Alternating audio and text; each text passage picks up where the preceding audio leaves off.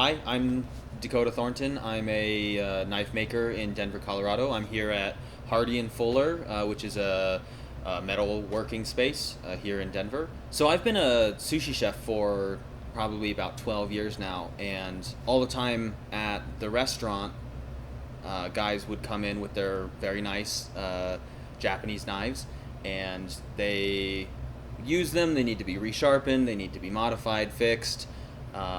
And so as I needed to work on my own knives, sharpening and maybe reprofiling, or maybe if I got the knives chipped a little bit, I started learning how to do that myself, and the other chefs started to notice that, and so they asked me, "Hey, can you fix my knife for me, or can you sharpen it for me, or something like that?" Yeah, and so over time, I started working on a lot of other chefs' knives, and it kind of grew into this thing where I was then even refurbishing knives, where I would buy old used Japanese knives from Japan, and I would refurbish them and resharpen and so forth. And then all of a sudden one day it hit me where I was like, I was doing almost everything that was needed to make a knife except for actually making the knife. So I decided one day, I was like, uh, I'm gonna start making my own knives. So I mostly make culinary knives, knives for chefs, and I specialize on Japanese style, or at least Japanese like oriented profiles. Um, I make knives mostly for professional chefs. I do make some knives for home cooks and so forth, but I try to target my knives towards professional chefs, sushi chefs, that type of thing. The basics of what a good knife is for one, it kind of depends on the user, I guess. What defines uh, what knives are made out of, but for the most part, knife steel is high carbon steel, almost, whether it's stainless or carbon steel. It's going to be a mixture of carbon and iron in a around 1% carbon ratio, and for that to work out, you need to usually forge out your blade, and then do a hardening process, and then you sharpen it in some way, and that's a knife. That's the basics. But what makes a good material is a bit more complicated than that. So when you're deciding on what type of material to use, or what type of steel to use for a knife that you're going to make or that you're going to buy, you need to ask yourself a series of questions. So one of the first questions I'll ask is, who's going to be using the knife? So, like, who's the customer? Who's the person who's going to use it? So, are they hunters? Or are they going to be using the knife for skinning? Are they a chef? Are they going to use it for mostly cutting vegetables? Or are they going to be mostly cutting proteins, or slicing thin slices, or cutting entire bluefin tuna? So, what's the end goal? Then from there, I would ask myself, like, what's the kind of price range that we're looking at, because steels can be as inexpensive as $10-15 for a small chunk of kind of standard high carbon steel, thinking 1095, 1084, something like that. And they can be as expensive as hundreds and hundreds of dollars for powder metallurgy, higher end steels. And so obviously, if you're going to make a knife for a home cook, who maybe they want to pay a couple $100 or something like that, then or maybe your budget, maybe you're making a knife for yourself and you don't want to drop a couple $100 on something expensive, then so one of the higher end powder metallurgy steels, probably not for you. Another question you want to ask is, what type of art, like, are you going for art, or are you going for function? And that can send you in a certain direction for what type of steel you're going to use. For example, if you want to make a Damascus steel knife, you generally need to use mostly high carbon steels that are non-stainless, because stainless is very difficult to forge well together. And if you're going for, something that's you can give it to anybody confidently, whether it's your mom or whether it's just somebody who doesn't know how to maintain a knife very well. You're going to want to make sure that that's stainless, but that adds certain restrictions to how you can manipulate that material, because stainless is more difficult to forge. It's more difficult to heat treat, or you have to heat treat it at much higher temperatures. So kind of whether or not you're going for more artistic or more function, is going to influence what type of steels you're gonna choose. And then the last thing that I want to think about before you head towards making a knife is what equipment do you have? Because if you have kind of if you want to do stainless steel knives, you need something that can get hot enough to, like a kiln or something that can get hot enough to actually heat treat that, because stainless steels need higher temperatures. Or if you have very basic kind of setup, you just have kind of a backyard coal forge with a little anvil or something like that, then you're probably going to want to stick mostly for the low alloy, high carbon steels. I think 1084, 1095 white steel, something along those lines. So once you answer those questions, you can kind of make a profile for, or you can choose the series of characteristics that you're going for. So for the standard steel grades here in the United States, you usually have systems that go from very low carbon mild steel, like 1018 mild steel. You have medium carbon steels like 1045, which is usually for like hammers and stuff. And so the mild steels, the 1018 is an unhardenable steel, and the 1045 is a slightly hardenable steel, which is why it's very useful for hammers and tools, because you can harden it just enough, but it also is not brittle. And then 1084 and 1095, those steels have higher percent of carbon and are very hardenable. In terms of knife steel characteristics, there's really 4 main characteristics that a knife steel is going to have. So you're going to have like edge retention dash hardness. That's usually kind of one category. Toughness is the second category. Corrosion resistance is the third category. And then the last category is kind of workability. One of the smiths that I have learned a lot from, he characterizes that everything in knife making or steel or metallurgy is a trade-off. So you can either have high hardness and high edge retention, or you can have toughness, and you don't usually get both. So when you're making a knife, you really want to find kind of where's the perfect line, because if you make the knife too hard, somebody tries to cut through a very small bone or something like that, and the knife will chip. You could make the knife very hard, like very, very hard, and have very good edge retention, but that knife might want to be used only for vegetables or something like that. Or you could harden the knife slightly less and, so kind of tilt the knife steel a little bit more in the direction of toughness, and that knife would be a lot more usable for being more like a cleaver, being close to bone or something like that. So you're less likely to chip. But the trade-off there is that knife is going to be a little bit softer, so you're probably going to need to sharpen it a bit more. You're probably familiar with softer knives in general. Most like German made knives are softer steels, or slightly softer steels, and that's why you don't tend to see chipping in the edges of German steels. Whereas Japanese steels they usually heat treat their knives a fair bit harder, and so that's why if you're not careful while handling a Japanese knife, you can chip it.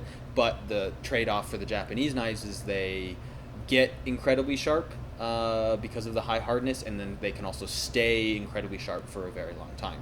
So everything in knife making is a trade-off. Certainly, if you're going to make a knife that's for camping or hunting or something like that, then you probably shouldn't make it as hard as that knife steel can go.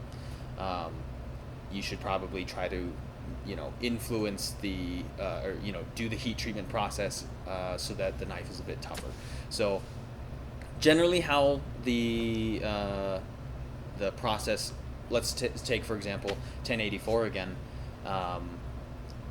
How you would heat treat a knife for high hardness versus toughness. So if you were to heat treat 1084 for high hardness for using in a restaurant for a chef knife or something like that, you would heat treat it a little bit hotter. So all of this is very hot, so we're thinking around like 1475, maybe even 1500 degrees Fahrenheit. So you're going to be heating that up a bit higher, and then you're going to quench it, and you'll quench it in a very fast quenching medium, usually a fast quenching oil. You can also use water, but that's iffy and very dangerous. So, or not dangerous for you personally, but dangerous for the knife. So maybe stay away from that most of the time. But and so you'll use a fast quenching oil, and you'll quench it very fast. And then when you're done with the knife, or when you've quenched the knife, you will temper it, and so you'll temper it at a little bit of a lower temperature, maybe around like 350 degrees. Now, let's take that same steel, the 1084, and if you're going for a little bit more of toughness, you'll probably heat that knife up to about 1425 degrees, so 75 degrees less. Sounds small, but it actually makes a big difference at those temperatures. And then you'll quench it in a bit of a slower quenching oil. So that'll give you a hardness that is a bit less, but the steel will be a little bit tougher at the end of the process. When you move away from simple carbon steels, which simple doesn't mean bad, by the way, when you move away from simple carbon steels, you get into higher alloy steels. These are steels that add other elements to affect the chemistry of the steel and how it works. There are a lot of different alloys that you can add to a steel that can affect it. So chrome can generally helps with rust resistance, so stain resistance. Tungsten usually helps with it makes the knife a little bit harder. It makes it a little bit more better edge retention. It can also affect toughness in a couple ways. They'll often add nickel to steels. Nickel usually helps with toughness a bit, and also can also help with corrosion resistance. And so when people are making Damascus knives, they'll usually have a layer of standard high carbon steel like 1084, and then a nickel steel like 15N20, and they'll put those back and forth. And the 15N20 resists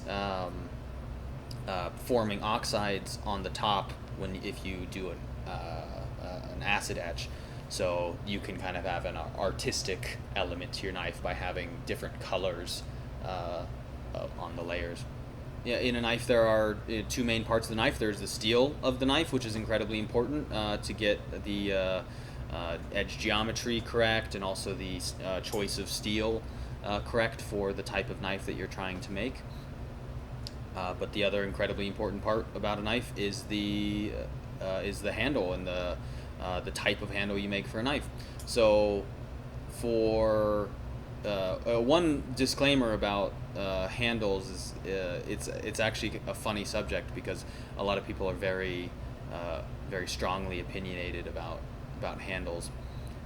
One important thing to know about if you're making a handle or buying a knife is everybody's hands are different, and so you're making the medium in between how You grab the tool and how that tool fits in your hand and how comfortably that fits in your hand.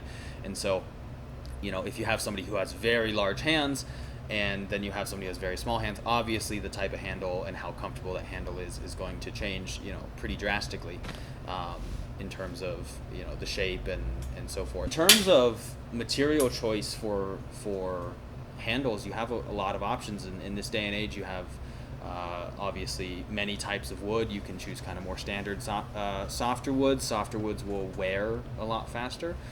You have hard woods. Think desert ironwood, cocobolo, mahogany. You can, there's many different woods that you can choose from.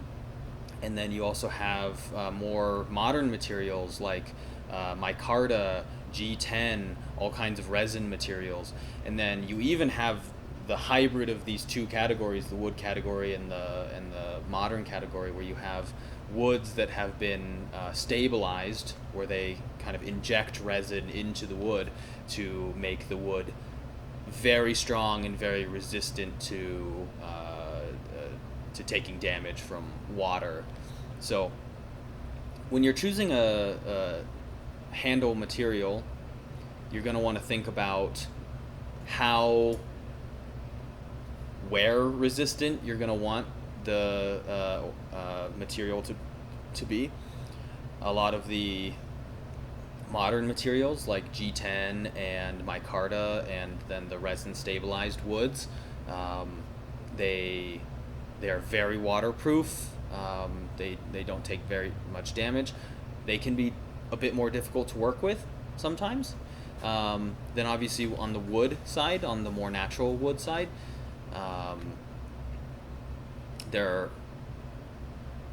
you can add nice finishes to them to make them more resistant, but at the end of the day, it's still wood. The finish will eventually come off, and so it can, it could potentially rot or something if it came into contact a lot with water. So it's just one of the characteristics that you're going to want to think about if you're choosing to buy a knife, or if you're making a knife, is once again, is the person who has it, do they take good care of their things? If they take very good care of their things, you can potentially get away with using a softer wood or more natural woods. If you're selling to somebody who that they're gonna kind of use it and abuse it pretty aggressively, you might want to stick to some of the more synthetic materials like G10 or micarta or a stabilized wood as well. So what makes a good knife in terms of material, like we discussed, depends on the end user of the knife, but generally for knives, higher carbon steel knives are going to be what you're going to use. You're generally not going to use mild steel or softer steel. You're generally going to want to choose higher carbon steel.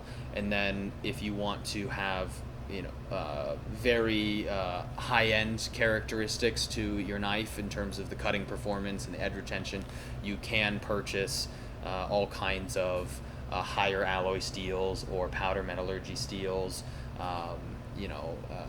the CPM S90Vs, the Apex Ultra steels. There's a bunch of these very high-end steels that makers are using nowadays that produce very very good knives. One of the important things to remember is that the heat treatment part of the what makes a good knife material is at times more important than the choosing of the steel itself. So if you take a very, very high-end steel and you do a very poor heat treatment on it, that knife will not perform at the characteristics you want, or it might even be very fragile. But if you have a low alloy steel like 1084, 1095 white steel, and you do a very high quality heat treatment on it, you can produce a knife that is very, very good. So one of the messages I'd like to get across is that you can any knife steel, any high carbon knife steel is a great choice. Even steels like 1075 can make great knives. Um, so it's all about getting out there and learning. Do your research. Look up things online. There's a great resource online. Go to knifesteelnerds.com. It's by Dr. Laren Thomas. He specifically does research on knife steels. You should go and he makes YouTube videos as well. You should check out some of his things. I think my main message is, find a steel that you know that you can work with, and do as good of a heat treat on that type of steel as you can pull off.